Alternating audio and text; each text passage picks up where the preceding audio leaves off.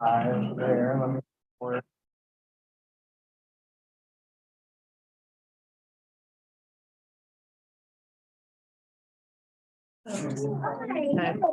Remember? Can we get a check from those online? Can you hear us? They're shaking their heads. Okay. Shaking her head, yes. Oh, Yeah. Shauna too. Oh, she's nice enough. Yeah, She can vote though, just so you know. she can vote but not count. Yes, the only thing she doesn't count is for quorum. She Oh. is allowed to participate Okay. and vote.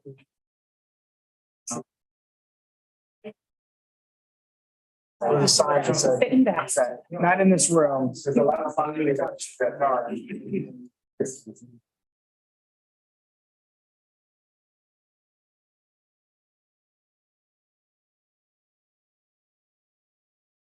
That's good. I should be good. Oh, All right. All right, we are okay. live and ready to go. Hi, everybody. Welcome to Board of Health for the month of January. I forgot what month we were in there for a second. So we do not have anybody for privilege of the floor today, so we'll move right to the approval of the December 6th minutes. So if we can get a motion on that, I have a first from Sue and a second from David. Any discussion or edits needed? Okay, all in favor as written. And Sean is in favor, and so we are unanimous on that. Okay, financial summary. There is not a financial summary in your Online. packet. Oh, I see her now. Hi, Brenda. Hi there. Can't hear you. Oh, that's me. Hold on. No, we can't hear you, Brenda.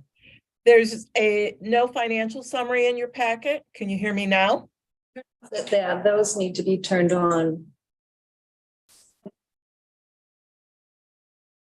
Okay, try now, Brenda. There is no financial summary in your packet.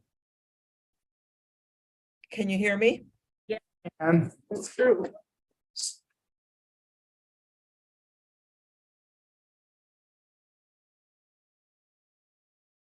I heard was there's no report in the packet, Brenda. Okay, there is no report in the packet. We are at the first of the fiscal year and are busy working to close our 2022 year. So this is typically the time where we don't have a lot where we can report. Questions from board members?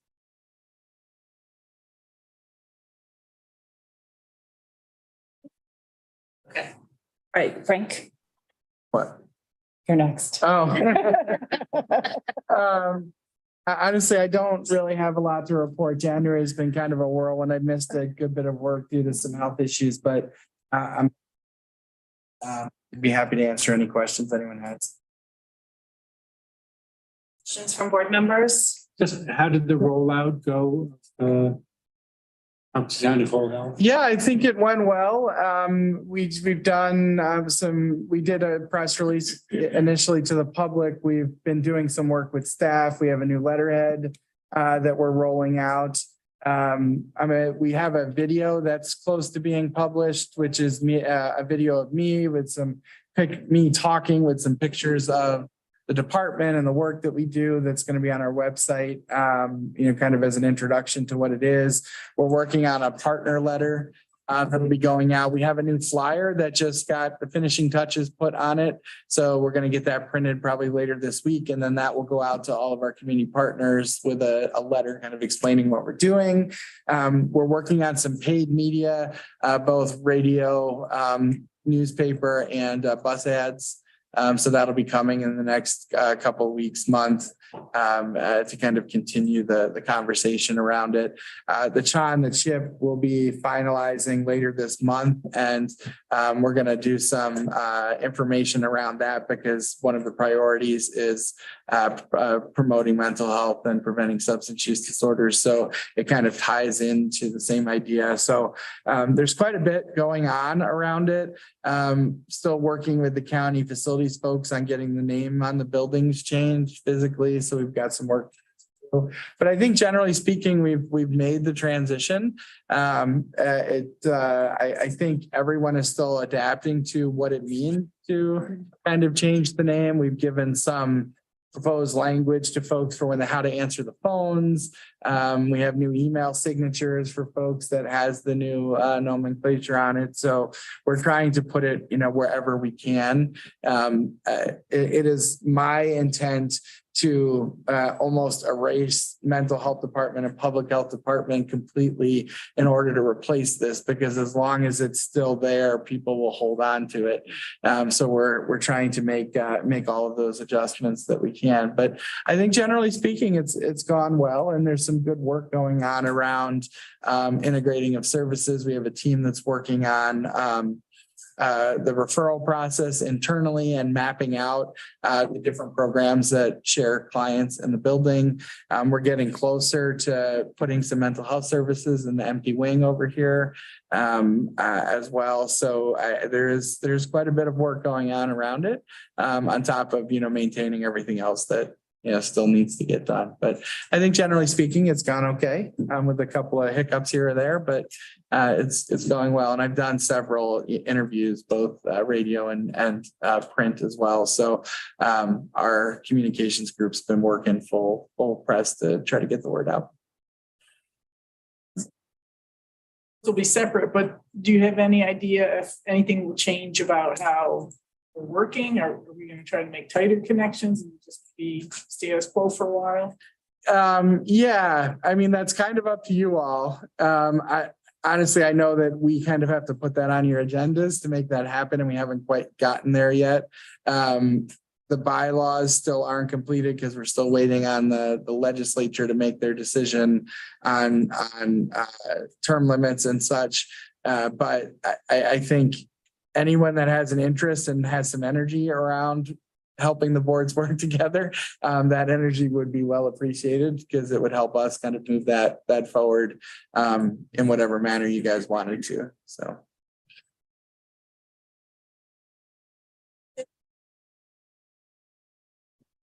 Do you have any of those stickers and That's what I was gonna left ask. Yes. that we can hand out to board members? Yes. Maybe we. Brenda, could you ask somebody to bring some down? I think they're in Sun's office. Is she listening? That's okay. We can handle it. Sorry, someone came in. What do you want? Pins, stickers? Pins and stickers sent down here for the board members? Yep, we'll bring them down. Yeah. We had a minor snafu with the pins. They're see-through. So when you put them on dark clothing, it's hard to read them. So we've ordered some that have a white background. Oh. So there'll be some more coming in the next couple of weeks, but we have stickers and the pins we can give you today. Yep. Sam, are you ready? Yeah, I could tell she came off. Needs a minute, so. Sure. It's good to see everybody. I don't have additional updates to my report, but I do plan to be downstairs in a few minutes. So we'll see you then. Sam, I can come back. I could come back to you too. So, Dr. Claypack.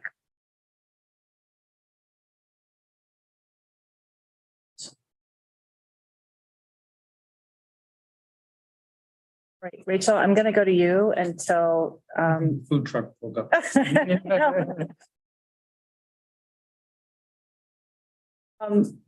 If you don't mind. Sure.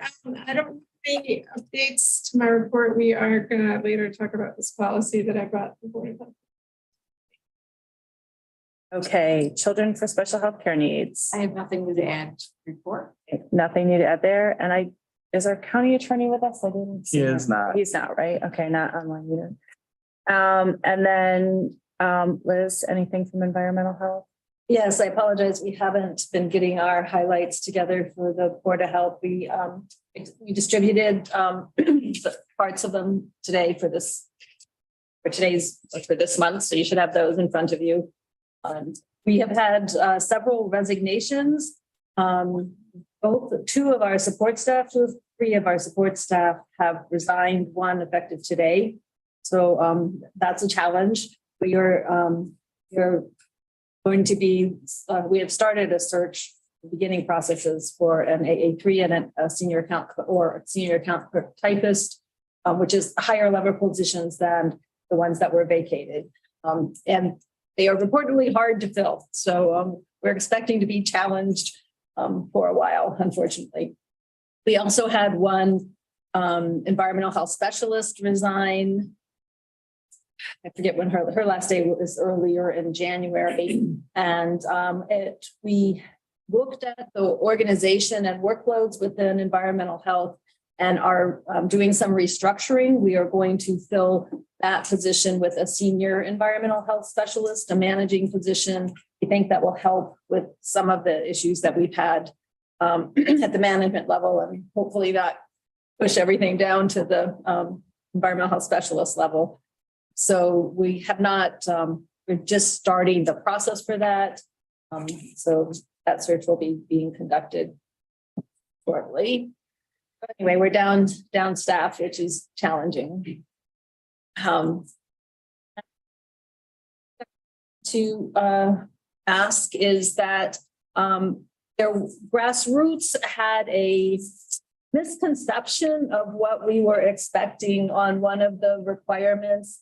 This for requirement number 6 in that resolution, where it asked for detailed instructions on how to lay out the campgrounds, the grounds. And so we met with them, and because of that confusion on their part, we are proposing revisions to the order, and we would like to have that added to the revisions to the agenda today, if that is okay, the Board of Health members. So I don't know where that goes in the process. You received a new proposed revised resolution and the former resolution electronically this morning, and I have printed out just the new one today that you have a hard copy in front of you. But so that would need to be added to the agenda in order to be addressed. And maybe to balance it, we did send out an administrative memo addressing some administrative changes to resolutions from the December meeting. That's just for your information, and we don't need to discuss it further. I'm happy to answer any questions you have, but there's no decision on your part. So we can pull back from the EH administrative action number 2, if that meets with your guys' approval. Some additional updates. We can discuss things more during the ATUPA policy discussion, but the NYSATO, New York State Association of County Health Officials, their environmental health committee, members of them met with New York State Senator Martinez. She was interested in issues with especially vaping and the ATUPA law. So Skip attended for us. I was out for that day. There was a discussion at that level with the state on potential changes. And so at this point, we're kind of waiting to see what might come out of that. Sounds like she was interested in banning vaping products, period. My report, any questions?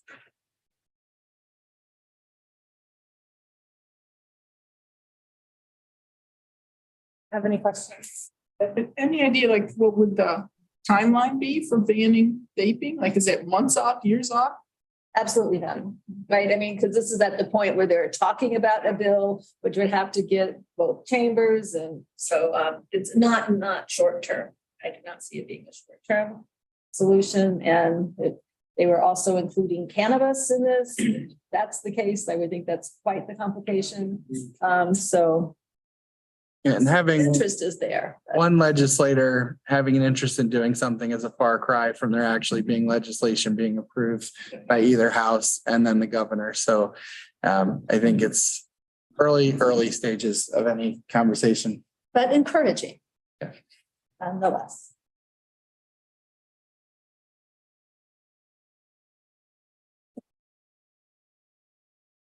Dr. Claypack.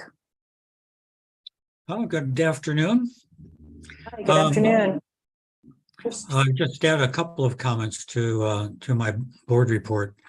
It's anticipated that this week, the FDA Advisory Committee will be discussing some of the future of COVID vaccines, whether or not there'll be an annual COVID booster, whether that annual COVID booster would be a bivalent booster. There's even some discussion about whether a monovalent booster of maybe even a different type would be the strategy of choice.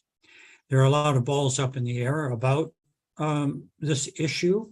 The advisory committee is composed of experts in the field of immunization, and as well as other walks of life, epidemiology, and so on.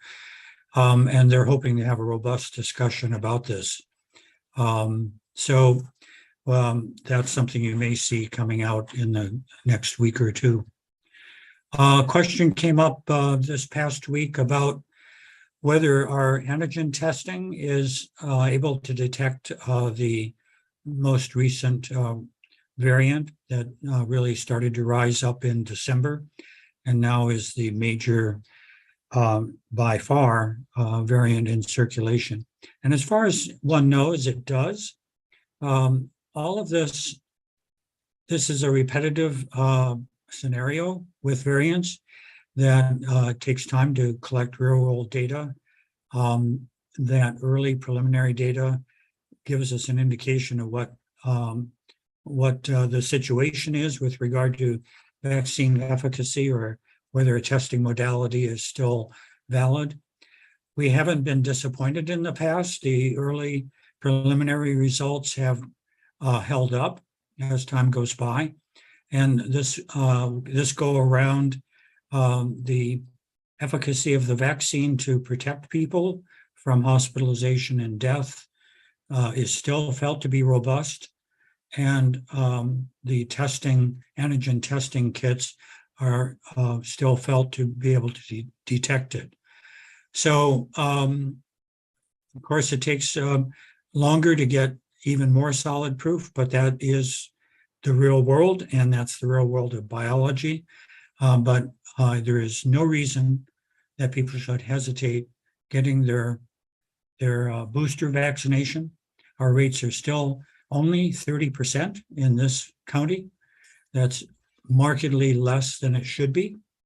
And there is no reason from a safety point of view to hesitate.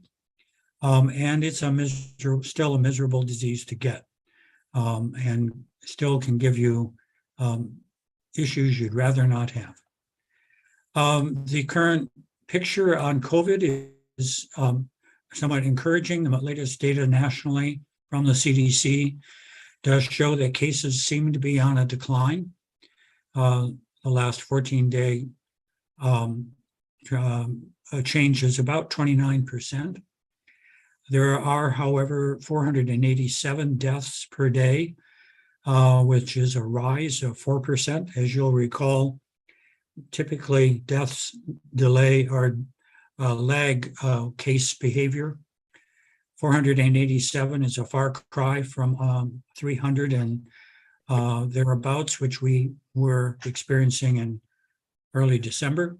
And 300 per day is still on the order of 110,000 deaths per annum in the United States. Far, far higher than what we experience with influenza, for example. So it's not a trivial situation, even in the best of times.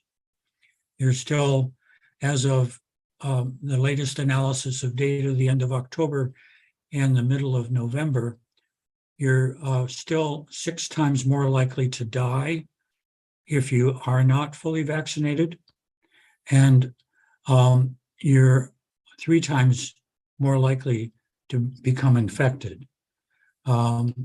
So vaccination does cut down your risk of infection, although, as we know, it doesn't totally prevent it.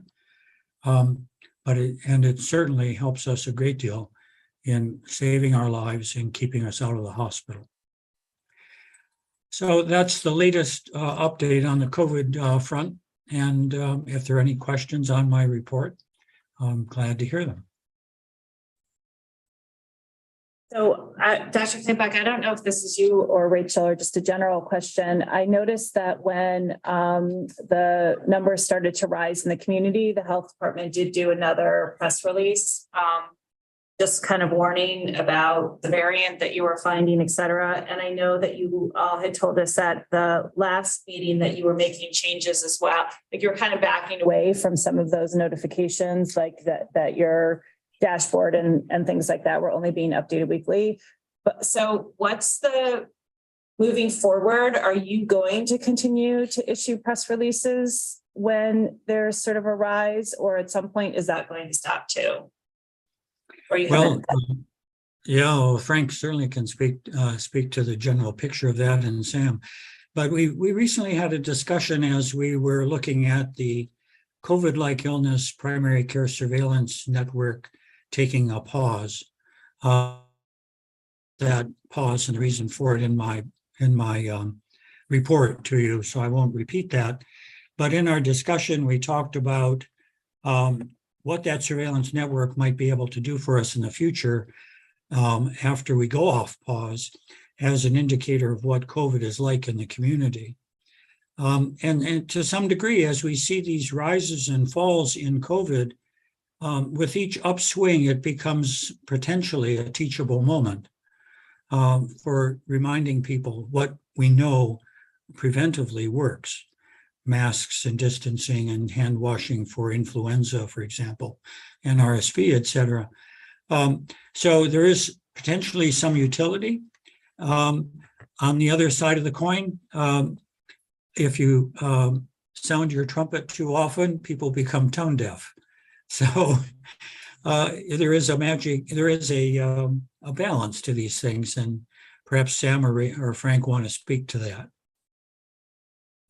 We're taking a more measured approach around when we put things out. The most recent releases were related to the new variant.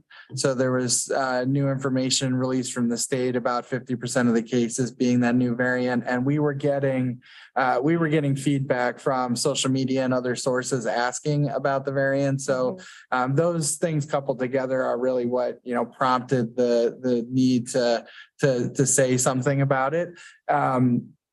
I think we put that out, and then the very next day, the CDC measure for Tompkins County went from low to medium, and we had just the day before referenced it being low. So we felt it was necessary to, make that, kind of alert to the community. The CDC change hasn't happened a lot for us recently. We've been low, even as other counties and most of New York State has kind of fluctuated up a bit. So this was the first time that our status had changed in quite some time. So that played a role into it too. But to answer your question, I think we're kind of taking each incident of change on a case-by-case basis, to determine, what the appropriate response is, in that moment. Okay. I've gotten a few questions about the current protocol if you test positive with and without symptoms. What's the best source for that? Are you following CDC or is it New York State Department of Health? In terms of going back to work, in terms of, what I mean? CDC guidance. I mean, New York State, you can't keep up to follow CDC. And so it's a 5-day minimum, and starting at 5 days, you have the symptom. If you have the criteria, you can exit isolation, but wear a mask days 6 through 10. They have thrown in a little thing that if you take 2 antigen tests 48 hours apart and both are negative, you can remove your mask sooner than day 10. But it's still that basic 5-day, and then you have a little bit of room days. Okay, because that's sort of the best resource. The timing has changed for healthcare. It doesn't. The CDC guidelines. I don't think New York State.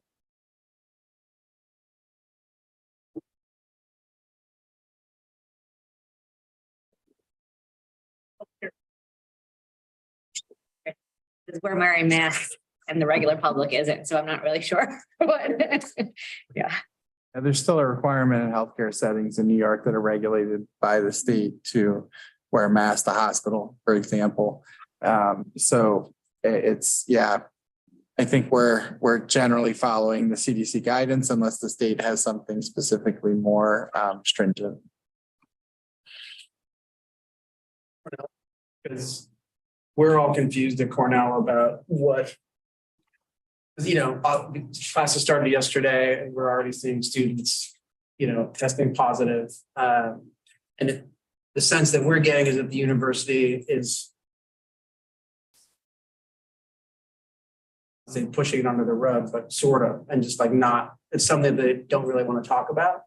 And I just don't know, so students will come to me or fellow faculty members will come to me and say, what's the plan? What do we do? Cornell Health isn't doing what they used to do as far as The guidance has, as was just mentioned, the guidance has.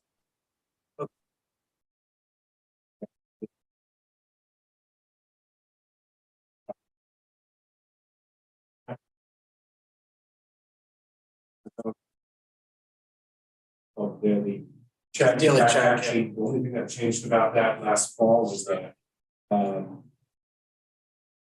students didn't have to do the daily check unless they became sick. Okay. As well as employees. Cool, thanks. And I know Cornell did just put out a message to at least the students detailing kind of the coming back for the semester information. We're not imposing anything from the county's perspective, anything different on the university or the college for that matter, beyond, the basic standard for dealing with this at this point.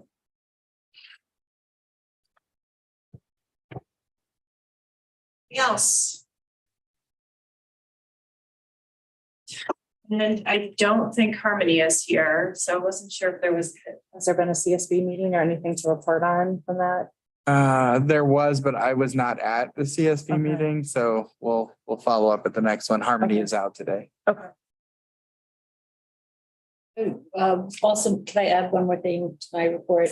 Just wanted to make sure that you guys were aware that there was a rabid fox in the Ravenswood apartment complex in the city of Ithaca 2 weekends ago and last weekend. So we're hoping that was mated pair and that we won't be seeing them again. But that was quite a bit of effort for a number of people involved. And thanks to Shannon and Sam for helping us get out the word on that, as well as the SPCA and the IPD for getting the file. Still waiting on results on the second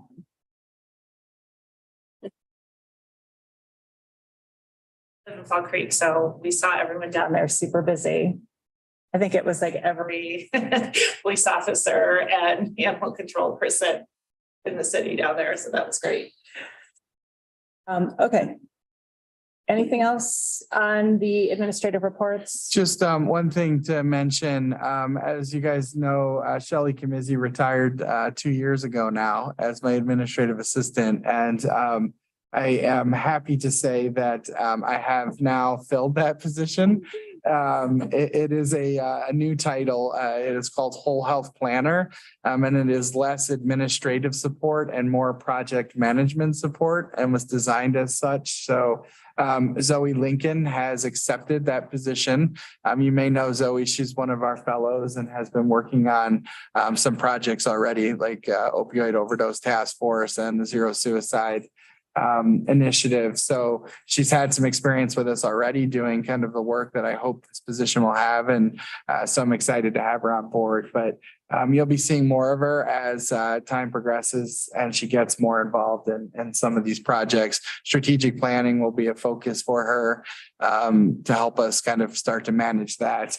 And as we identify other projects moving forward, she'll be helping the department kind of navigate those. So I know Zoe's online. I don't know if she wants to turn her camera on and say hello real quick. Hey, everybody. Super excited to be starting a position. I know most of you, but happy to be working with everyone. Great. Thanks, Zoe. We just see a picture of your cat. So we were commenting. My pride and joy. So welcome. Thank you. Okay, All right, so next on the agenda is the discussion of the leadership positions.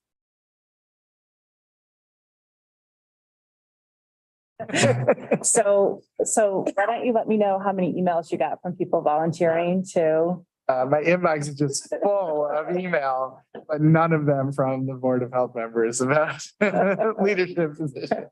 Except I think we did hear from Dr. Copel that he does not feel like he can continue as vice chair. Was that you? Who was vice chair? David. Oh, Dr. Evelyn. Oh, and Dr. Evelyn, this is going to be leaving us. So, yeah. Okay, so we need a president. We need president. Yeah. Do we call it vice president? Yeah. And then we also need, that's all we need, right? That's all we need. Yeah. Okay. All right, so how do we want to proceed? What's the recommendations here? So generally speaking, the way we've handled this in the past is the president has kind of symbolically passed the gavel to me. And then I open the floor for nominations for a president, if you'd like to continue. Symbolically. All right, thank you. So the floor is now open for nominations for president of the Board of Health. Are there any nominations from the floor? I'd like to nominate Christina to continue in her position. Is there any other nominations from the floor for president? Seeing none, we'll close nominations and I will offer a vote to the floor to appoint Christina Moylan, president of the Board of Health for 2023. Except Yeah, No. We're not even gonna ask her. Yes, we should ask you. That's fine. Are you okay doing that? So all in favor of that appointment?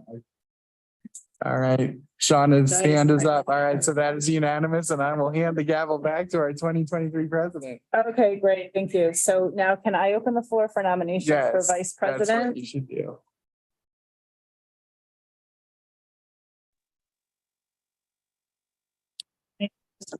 We have a nomination for Melissa and we have a second. for- Careful what you do. Other nominations? And this means if Christina's ever out, I have to just run the meeting Yes. from everyone else. Yes. Okay. Do you accept the nomination? Are there any other nominations? No? Jana? Okay. Do you accept the nomination? Sure. Okay, so we'll close the nominations and all in favor of Melissa as vice president. We look unanimous again, and so that's done. All right, good job. Okay, Yes. congratulations. Yeah. Have to help me. And I can't be here February through December, so. And just as part of this, do we need to talk about Dr. Evelyn's position too, or will you? We're gonna, You have a Dr. Evelyn's process already. given us someone that's interested from the hospital. We're gonna talk with that person first and Okay, confirm that. And once they get an application in, then we'll bring that to you guys Okay, for great. recommendation. okay, thank you. All right, let's keep moving on to the administrative action. The first one is the review of the proposed penalty policy. And so I pulled up the meeting minutes from, I think it's 2 meetings ago now. Maybe it's something, I can't remember, 2 meetings, right? So I just want to remind everybody, I'm going to read them verbatim that's kind of like the summary of the things that we had asked them to do, which was to remove the policy referencing a hearing officer's recommendation and edit it to be consistent with the tables, to increase penalties to the maximum for each violation, to first violations based on the penalty by individual packet. Again, the violations at the maximum of $100 per individual packet of flavored packets sold. The second violations of Board of Health orders to $1,500 and the third violations of Board of Health orders to $2,000. So that I just wanted to, before we open the discussion, I just wanted to put that out there as a reminder. And can you, on administrative actions, do I put this under motions in the same exact way, or is it just a straight up and down vote? Under motion the same way. Okay, so let's go ahead and with that background, can we have a motion to approve as written? So there are 2 here, right? comes to the team. So we're going at the second one that says alternate. I think you're going with the first one and then you would be deciding whether you want to go with the second. Okay. Okay, so let me just reframe. Let me just reframe. The alternate one is the one that I was assuming we're voting on. What's the first one? Is the first one the original? The first policy in there should address those changes that you just itemized. Yeah. Right, so that is one revised policy for you guys to vote on. Then we had some changes that we wanted that are discussed in the memo, and we can discuss more, which is this alternate policy. Alternate policies that we're happy if you want to pose that one without discussion. Seem like. Yeah. Different. So there will still be time for discussion, just to be clear. We're just trying to get the motion on the floor to allow for that discussion. So. But what are we discussing? That's what I want to just make sure I'm understanding, because I guess maybe I misunderstood when I was reading this, what was happening. So the alternative version, as I understand it, has the edits that you all proposed last time, as well as additional edits from environmental health that they would like considered. So Okay, that and is, that's what the motion is on. that's the motion we would like you to consider. Right, okay. That's what I just want to make sure. That's what I'm looking at. I'm not look, that's your question. I'm not looking at where the motion is related to the second one that has, for lack of a better way to describe it, that has the red right? That says alternate penalty policy. Okay. Yes, yeah. Okay. Okay, so that's what we want to put the motion on. First from Sue, second from Dave. David. We should give EH a chance to Yep. go over it. Yep. Okay, so let's go ahead and open for discussion. You can just give us background, sorry. That's okay. Now, this has been, it's the whole ATUPA situation is, and laws are very confusing and changing and hard to address. And so we, we are all have the same goal. From an environmental health perspective, we are not seeing a lot of effectiveness in pursuing just increased financial penalties. And it does take a lot of staff time. We have to have, we either have to have a signed stipulation or a hearing for every violation to count when it gets referred to Department of Taxation and Finance. And so that's a long drawn out process. So there's time considerations as well as staff time considerations.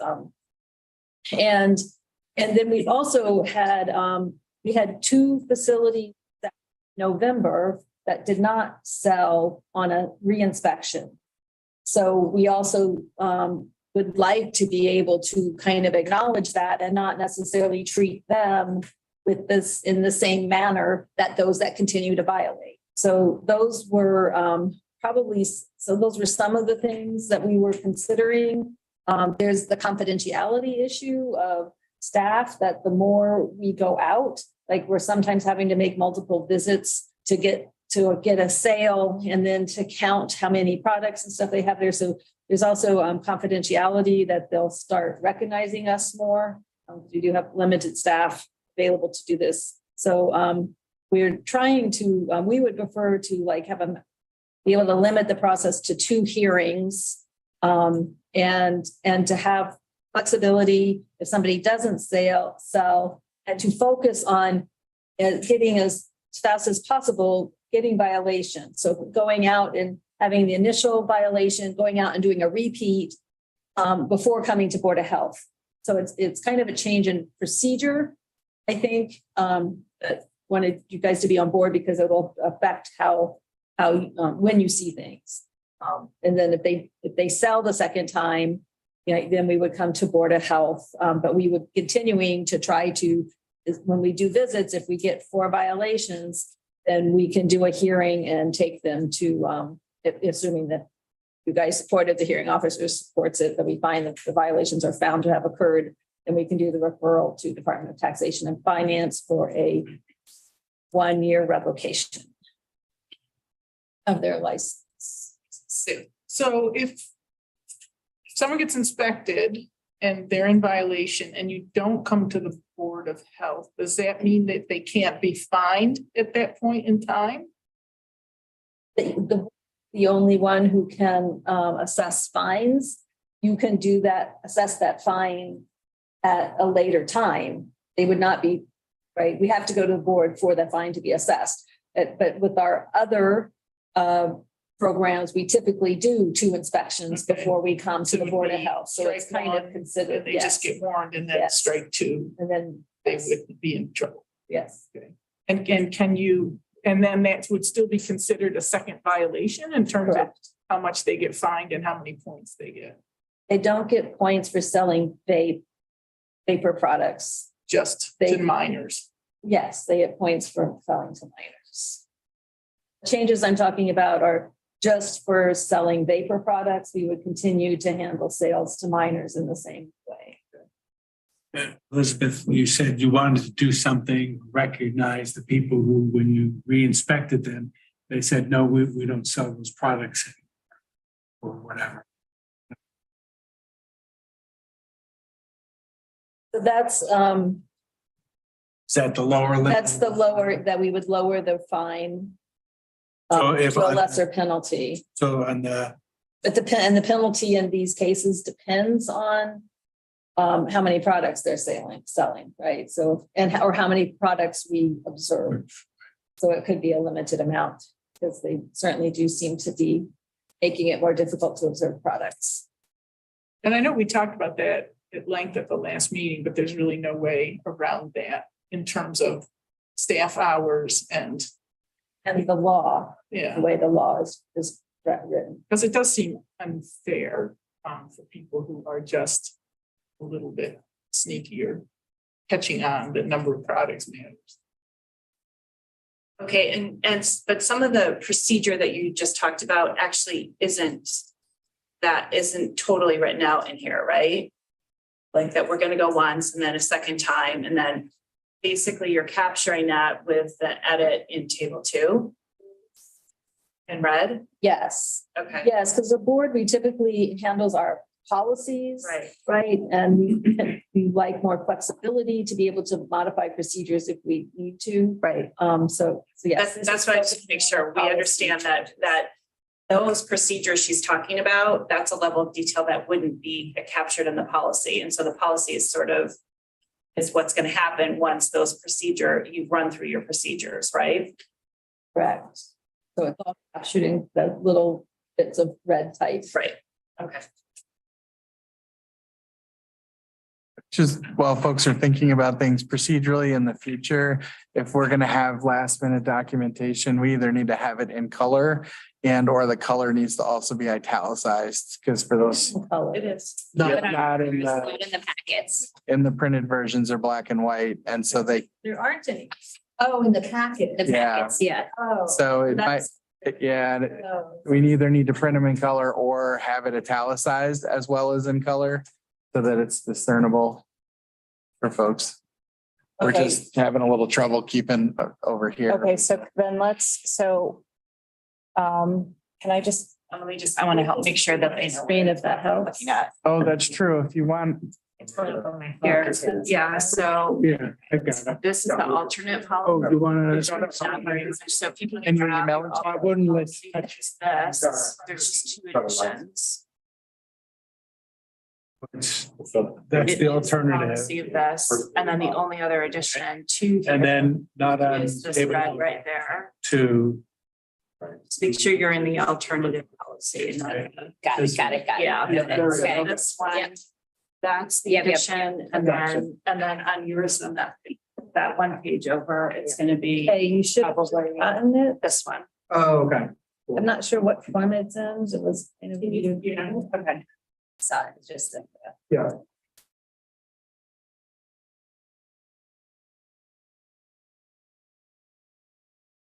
it'd be useful for me to put it up on the screen. No. Yeah, Yeah. we can now we see. Good. Yeah. Okay, cool. Thank you. Sorry about that. No, we're sorry we didn't have it enough format. You could tell the difference. We're like. Did you hear us? I heard you guys talking and I'm like, we gotta figure something out. Because I was looking at Christina's screen trying to point and I couldn't figure it out. And then this either. one's red. And I keep saying it's in red, it's in red.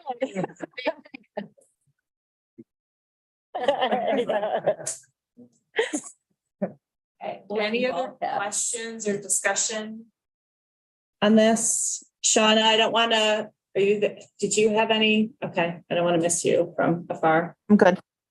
Okay. Ready to put a vote? Any other? Okay. All in favor of the alternate policy as written, which includes the red edits added by environmental health? And anyone opposed? I think that was unanimous. And abstentions. Okay. And then, so Liz, let's go to the next item here. These administrative changes to the Board of Health resolutions. Do we want to talk about these really quick? I think we have time if you want to do them. Are these things we need to vote on, or these No, things no, you this want was us to know? it wasn't intended to be on the agenda. Okay. It was put on the agenda. There were errors in dates and kind of things that were linked to each other that we didn't catch during the board meeting.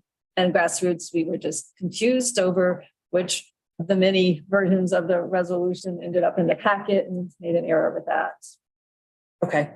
So it's in there for folks to read. It's basically just advising us of administrative changes to those items. Go ahead now. I'm sorry, before we move on from that, just real quick on so you guys issue a resolution that is very specific and we kind of hold that as the Board of Health has said, this is the way it needs to be. But in the interim between meetings, things come up.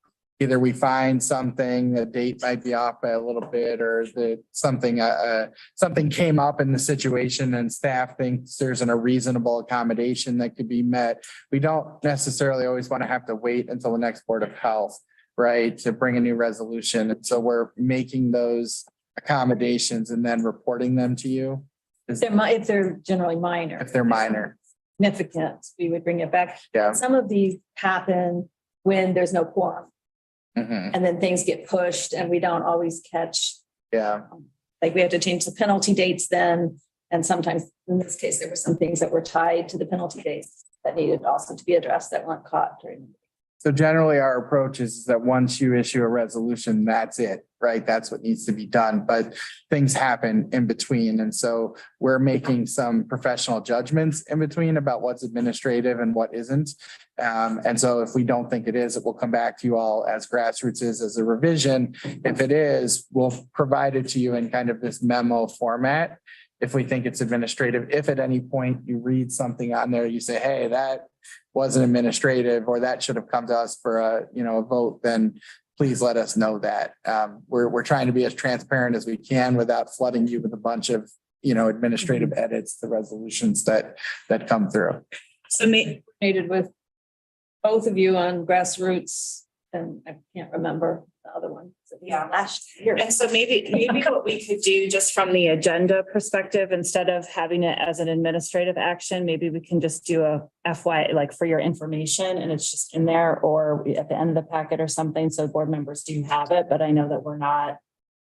I mean, because this makes it look like we have to do something on it. And actually Just to have it in the packet. Yeah, I don't think we're going to make it an agenda item going forward. It'll be part of environmental That's right. health's report. Perfect. Yeah. That's right. Okay, let's move on to enforcement actions. And actually, can we start with the one that you want added? So this is not as part of the packet that is online right now. This one was handed to us when we came in. And so you should be able to see this one. There's red. Unless you have complaints about this one too. That's enough.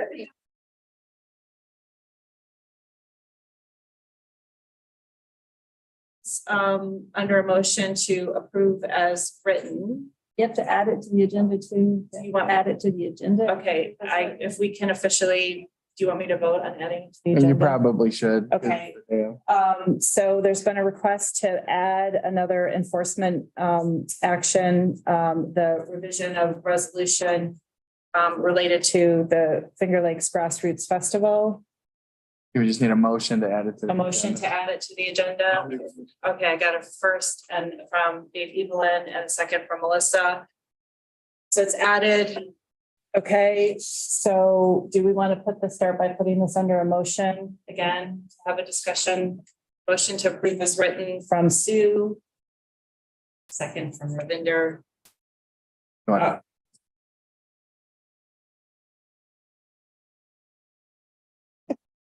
Gallery over here. Liz, I'm sorry. It's been a rough few days for me at work, okay? So, grassroots, original order had grassroots preparing, plans that show the layout of their campsites across the way and at the fairgrounds. And, there's some, and those have been submitted and they're in pretty good shape, there's some details. Yeah, there's some details that we're working out, but generally approvable. But then for the second part of that requirement, it was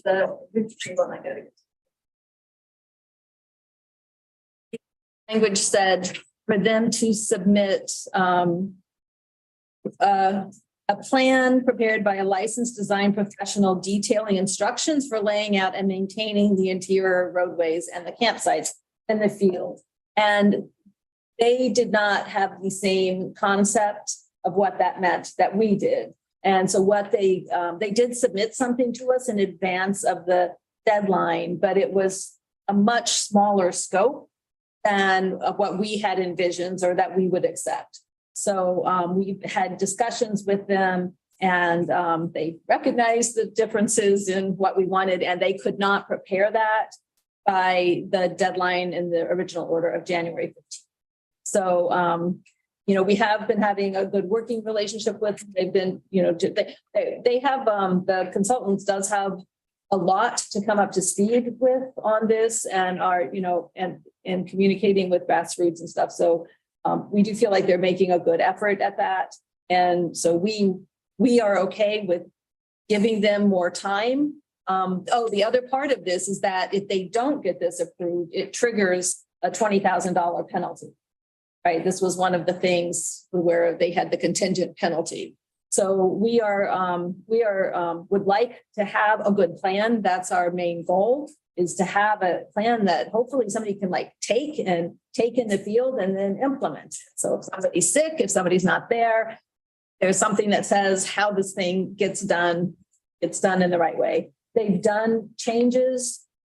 They have proposed, they're putting in actual surveying markers across the way to identify key locations. So they've come up with a strategy that we think should be helpful, certainly worth trying. But then we do those detailed instructions. So in meetings with them, I've had several meetings with them and came up with the language that is revised in red on number 6, where it just calls out much more detail on what we are expecting to see. And it gives them a deadline of submitting a draft by February 17th and then a final by March 10th.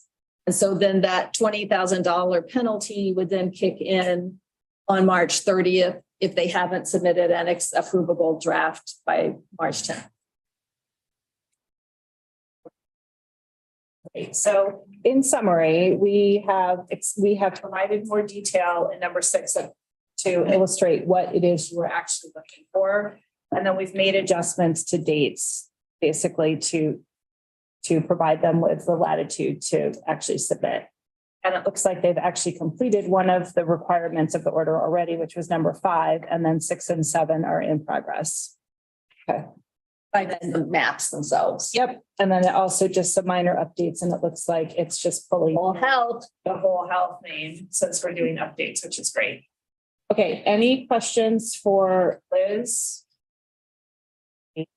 Shauna, anything from you? You good? Good to hear. No, I'm good. Okay. All right, all in favor then as written? Okay, that's unanimous because I see Shauna's hand up as well. Okay, let's move on to the Applegate Park enforcement. Hold on, let me just get to the right place. Look at two things here. This is a sanitary code or water, I think it was water violation. So let's have a motion to approve as written. First from Ed, we have a second from David. Liz, any discussion on this? So this is action taking against a mobile home park. Excuse me, this was pulled from the agenda in December because the owner had requested wanted, I don't know if you requested a reduced penalty or a penalty payment plan. And the order has been adjusted to include a penalty payment plan that's contingent on completing some actions. And he was also operating without a permit. So it's both water violations because he has failed to submit water reports and the water monthly operating reports as well as sample results. And he was operating without his mobile home park permit. So it has a phased penalty now, a set penalty of $475 and two additional $600 penalties that are waived if he makes the submissions required under the order. We did receive the December monthly operating report, I think today.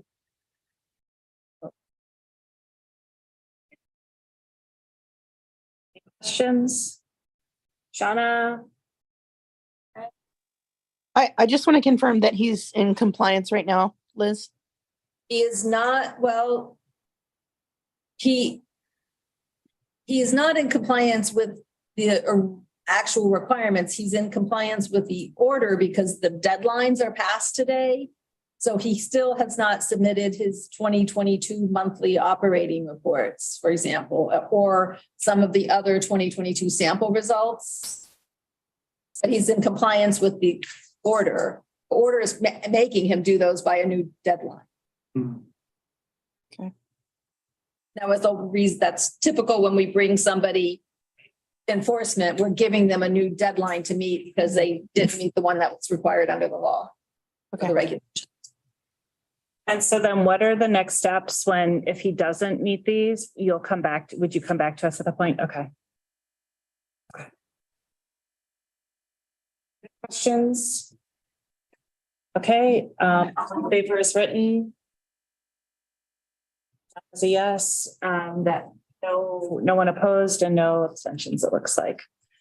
Okay, so let's move on to our next item, which is the home suites, right? Yeah, home suites. So if we're ready to put this under a motion to approve as written, somebody? I have a first from Melissa, a second from Sue. Liz, maybe a quick discussion for us, overview. This is action against a temporary residence, a hotel, for not maintaining their fire alarm panel, which is required under the regulations. It is a complicated situation. They have multi-year residents in two of the rooms that they are trying to remove. And that process has not been successful or is at least prolonged. And the residents do not allow access or continue to change requirements for access. And the hotel is operating under the advice of their attorney in waiting to get a order or something before they actually go in. So these rooms are triggering. There's something wrong in these rooms that is triggering. So the fire alarm panel is not working correctly. So instead we have, because of the complicated situation, they are now on a fire watch. They have a $400 penalty and they'll be conducting a fire watch to make sure that there isn't a problem due to the malfunctioning fire alarm panel. Yeah, that's Go ahead. What's a fire watch? Excuse me? What's a fire watch? What's a fire watch?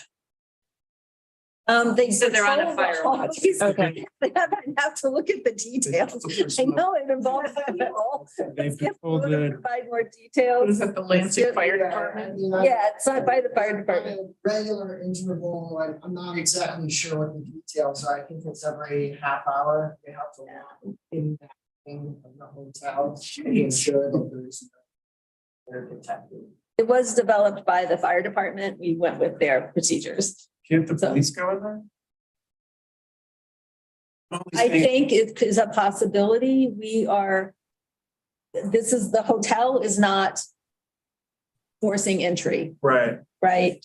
So this is an alternative that is protective of public health by making sure there won't be a fire. We are fining them for being out of compliance. It is a very challenging situation. So this is the solution we came up with. Yeah, I just know that, in the hotel industry right now, the hot topic is sex trafficking. And one of the signs of that happening is denying access to hotel rooms. So I have no idea. So this is not that Okay. situation. Yeah, this is more HIPAA protected Gotcha. situation. Okay.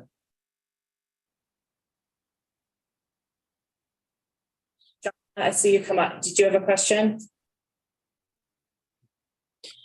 Yeah, I think I was wondering, I know a little bit more about the situation, and does us voting forward this resolution allow the owners of that hotel to take action on the people that are living in those rooms? We think it would support their actions. Okay.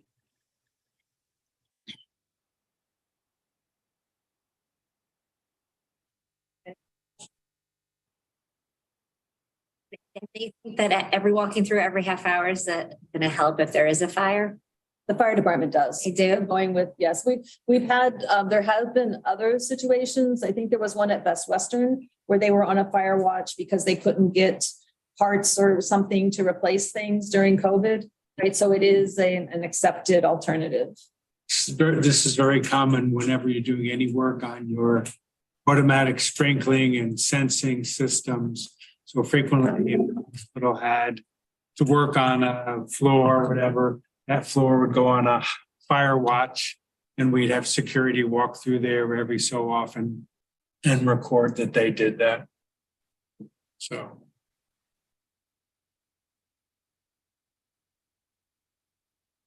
Anything else? All righty, ready to vote? Okay, all in favor is written. Opposed? Sean is a for as written. Are you for as written? Yes. You. I think there was no opposition, so unanimous. Okay, so now we have 1, 2, 3, 4, 5 ATUPA violations. Okay, so let's go ahead and start with the first one, which is for Ithaca Convenience. So a motion to approve as written. I have a first from Sue, a second from Ravinder. So can you give us a quick overview? So all of these, the next 5 resolutions are for the sale of vapor products with nicotine in them. None of them are for sales to a minor. They are all repeat sales violations of Board of Health orders. And they're all the second sale. That applies to all of them. So I won't repeat that going forward unless you guys ask to. The Ithaca Convenience Store, there was a sale on November 9th. 45 additional products were also observed. We proposed a penalty of $6,250 total, including the surcharge. And so this will make 2 violations out of the 4 needed before we can make a referral to DTF. Okay, and so I just have a question. So the discussion we just had, this is following table 2, right, of the policy? Yes. And so they're on the second. The penalties are at the maximum of $100 per, and it's the same proposed penalty for violation of Board of Health orders. And they're now at this, in the terms of the level, they're now at the second violation of flavored vapor product. They are at the second violation. Okay. I have the table. That's fine. I just want to make sure I'm tracking against the, it's hard to understand. So, okay. Any other questions? I have a question. Shauna. I was just wondering too, are these vendors receiving are we still doing the point system? So that at some point, if they continue to incur these violations, their tobacco and alcohol license would be taken away? So they get I think I finally have this down. They get points for the sale of tobacco to a minor. That's how they accumulate points. If they have 3 points, then we can refer them for their license to be suspended. If for the sale of the vapor products, they don't accumulate points, but if they get 4 violations, they get referred to Department of Tobacco of Taxation and Finance for revocation of their license for a year. So these are not points, these are accumulating violations, number of violations. These ones now are at violation number 2. Yes. Right. Okay. Okay.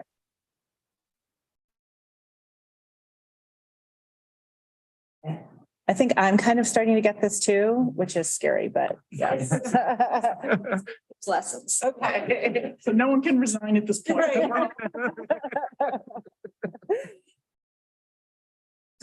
From board members? Okay, all in favor is written. Shauna's a yes too, so we're unanimous. All right, let's go to our, oops, now I've lost my track of where I am because I started looking other. Hold on 1 second. We're gonna go to the next one, which is the Pika Smoke Shop, right? Okay, so let's have somebody, if there's someone with a motion to approve is written. We have I'm gonna give you the first one, David, and the second with Ed. And so, Liz, is there anything about this one that's different than what we need to know? So You already explained to us. It was done on September 28th and 75 products were available for sale at the time. So there's a different proposed penalty of $9,250. Based on the number of products because of the note, because it's tied to the number of products you find. Okay, any other questions on this? Oh, and what violation level? So this is at violation level 2 as well. Oh, they're all at 2. Okay. Second violation. Got it. I think you said that. Sorry about that. Okay. Any other questions on this one? Are we getting paid from these vendors for the first violation? Substantial violation penalties. We have received that. Skip knows the penalty. I know the big ones we haven't. I think each one of these were $600 for the initial file. Did anybody? And they signed a stipulation. Yeah, it's in here. Their last violation was $600. So this is a substantial increase. Do we know, have any of them paid from the first violation? They've paid for the low violation at $600. What will happen with the higher violation? I don't know that have we been paid for any of the higher violations or? Yeah, so none of they're ignoring us after we increase the penalties. What happens if they don't pay? So that's where, that's why we're trying to shift why EH staff want to shift the policies where we're trying to get the 4 violations, because then we can refer them to Department of Taxation and Finance for revocation of their license. Dream Vape, we believe, is still in operation. We will be going out to check on that. And then we have to figure out the process because this is new, but they can be then referred to Department of Taxation and Finance for operating without a license for additional penalties. But that's next month or another month or whatever. Now, you'll probably learn about it, but not today. The county attorney's office handles the collection of delinquent fines, so That's true. That's true. they would be involved in that process if folks don't pay. Okay, so just There are complications because like who owned it's, they're renting the space and it's easy to start up under a different name. So collecting the fines is problematic. So if they don't pay by March 15th, do you go out and do another inspection or you come back to the board at that point and say they didn't pay? So now this is their 3rd violation or what do you? You're required to do additional inspections regardless of whether of what They pay. penalty is assessed. Okay, got it. Okay. Okay.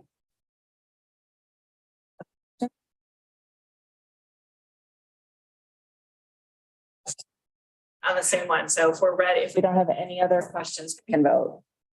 Okay. All in favor is written. And we are unanimous on that. Okay, so let's go to our next one, which is, I might say it wrong, Ira. The Ira, Convenience Inc. So a motion to approve is written, first from Melissa, second from David. Any additional discussion on this one needed? Sale was on November 9th. They observed 40 products, making the proposed penalty $5,750. Everything else is the same. Same. Any additional questions on this one? Anything from behind me, Shauna, anything? All in favor is written. We're unanimous on that one. So I'm just curious, I'm a novice, so what do they say when you do these inspections? They're like, oh, I had no idea. Like, Yeah, can you hold on for a second? Because we're out now. We just closed voting on that. So is it a general question or is It it is related to that one? Let's wait till we get to our next one and put it under and let's ask. Okay, so our next one is on the Commons Market. So a motion to approve is written. First from David, second from Sue. Let's open for discussion. Liz, is there anything additional on this one? This sale was on September 28th. And we observed 25 products for sale, making the proposed penalty $4,250. Okay. And Ravinder, you had a question? yeah, I'm just wondering, and maybe this isn't the time or place, but I'm just wondering what these operators, like what their response is when you go in and observe this. So, we're dealing with varying levels of people in the store. Some people stop selling, right? Others have told us, everybody else is selling, we're going to keep selling. Gotcha. Right, you have more to add, Skip, on the Yeah, response? the only thing I would add is, they're not, it's typically what we're seeing, especially with these ones that are repeat violations and violations of Board of Health orders, is you're not necessarily seeing the product on display, right? So you go up and you ask for a peach flavored mango hide or whatever, you pick a flavor, sometimes they'll pull a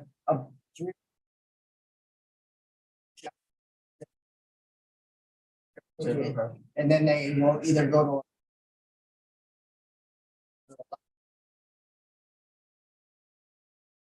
to and turn it over to you. So as part of our, what we consider to be an adult inspection now, we ask to purchase these products because we can't tell if they are selling it or Right, not, because it's not.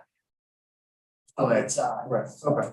And on the next one that we will be discussing, we tried it. It relates to. Okay. Okay. It's not related to, doesn't affect the violation. Okay. Related to this question of what they say to us. One of them told us to come back after 5, Okay. which we did. And now they're having, so they didn't sell to us before 5 o'clock, I guess, possibly thinking we don't work after 5. And we went back after 5 and had a violation. And are there no sales to minors because they all refuse to sell to minors or because minors haven't We're asked? not trying this with the minors. So we are required to do adult checks, right? Where we're checking for signage and for whether they're selling prohibited products. Then we also conduct inspections with minors for whether they're actually selling tobacco products to minors. So it's 2 different inspections. And these we've already completed, I think, all of our minor checks, or at least a number of them that are required under the grant, required under we are required to do. So now it's easier. We have staff, we just go out and try to buy them. So does that answer your question? Yeah, I mean, I was all excited that they're only selling to adults, but now No, it's okay. bringing in minors at this point. We'll be bringing in minors at other points. Okay. That process. Thank you. Hard to find minors. We can find you minors. She's got We have she's got- 16-year-olds. Minor that. Yeah, But the age is 18, 19, 20. no, we have Says 16. the age is 21, so we have to find 18, 19, 20 year. I have one of those too. I have an 18. You could have them. You can, wait, we're not taking them on a permanent. Oh, never mind then.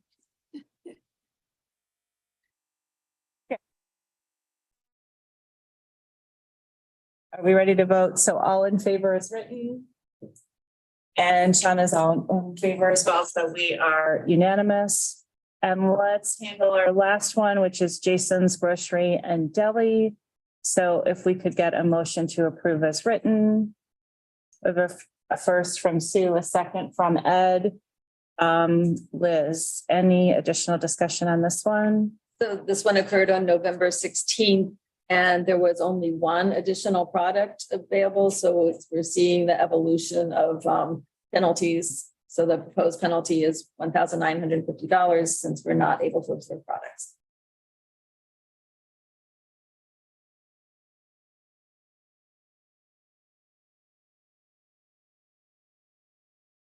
Can you say that one more time for me? You said you couldn't observe any products? They're not bringing, as Skip just explained, they don't have the products out for sale. But when we ask for a product, they're giving us one and we could observe one other one. So that limits the penalty we can propose because it's $100 per product that's offered for sale. Okay. In this case, there was only two that we observed. Can you guys poke around? Are you not? So I mean, I don't know. I mean. Yeah.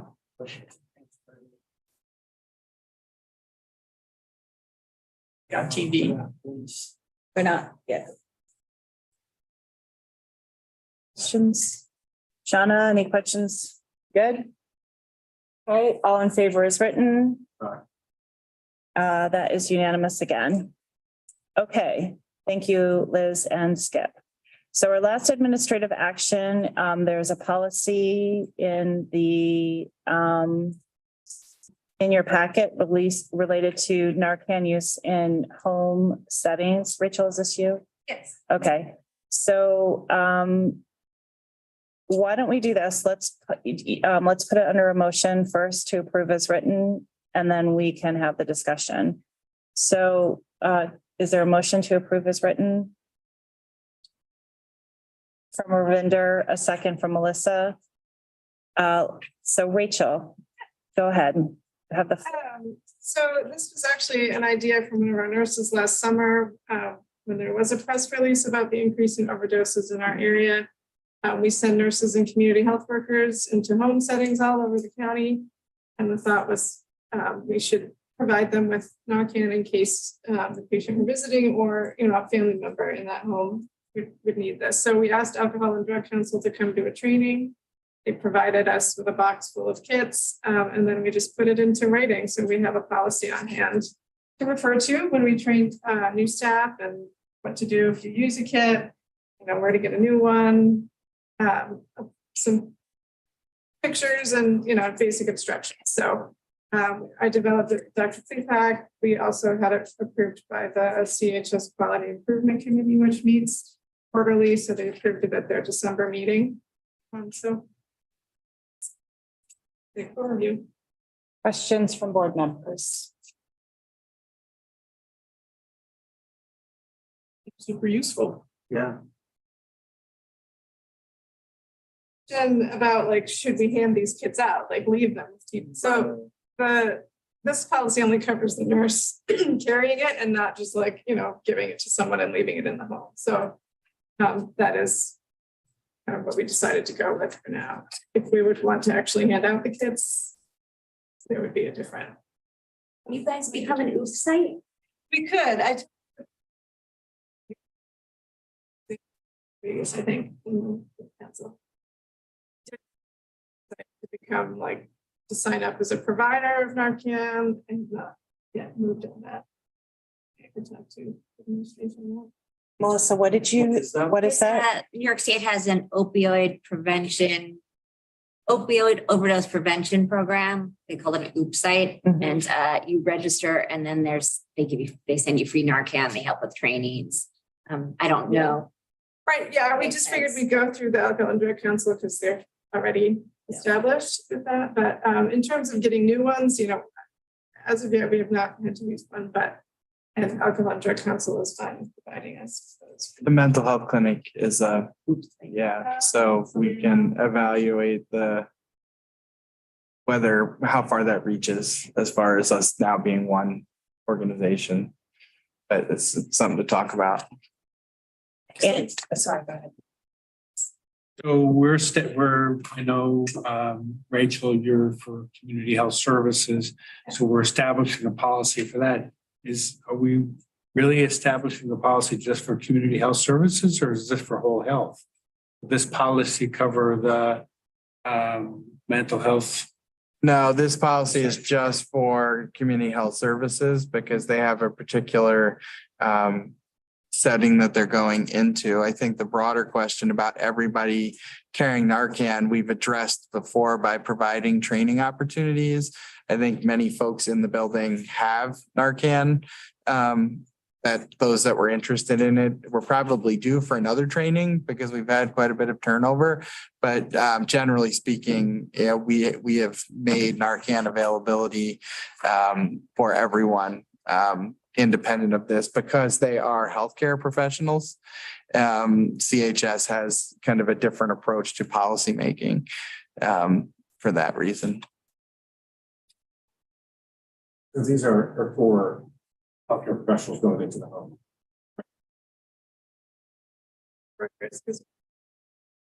Sam and I are working together on the pitch program and the community health worker program, and they do a lot of outreach and visiting. People certified CPRs. The nurses are certified in CPR, community health workers. To do It's that. not a requirement. I just don't see anything in here about, Hey, yeah, so we have in here specifically like call EMS, so stay with the person, call for emergency help. But, assuming that if the person is a community health worker, that they have I think probably the clearest distinction is we are asking these staff to carry Narcan, whereas in the other settings, it's a voluntary thing. If folks are interested in it, we try to provide the training and access to Narcan, similar to first aid. Right. We offer CPR and first aid every now and again for folks, but there is no requirement for anyone to provide first aid to someone unless you're required to as a medical professional, right, under your licensure. So it's a kind of, there's kind of different settings and approaches.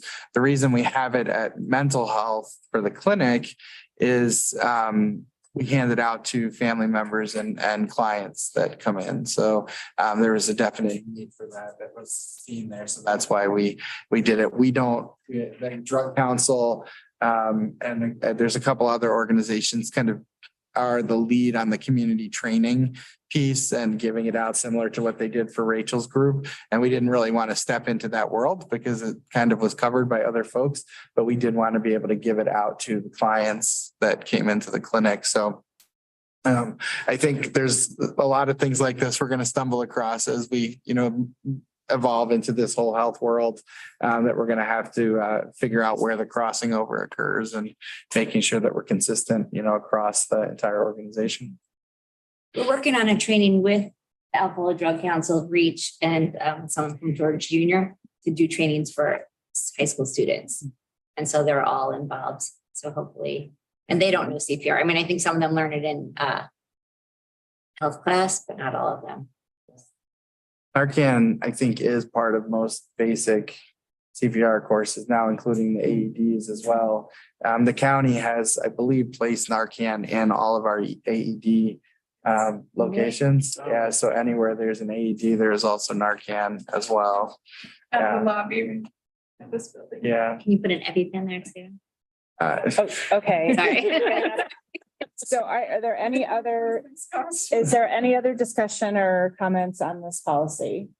Okay, so let's go ahead and put it to vote. All in favor as written.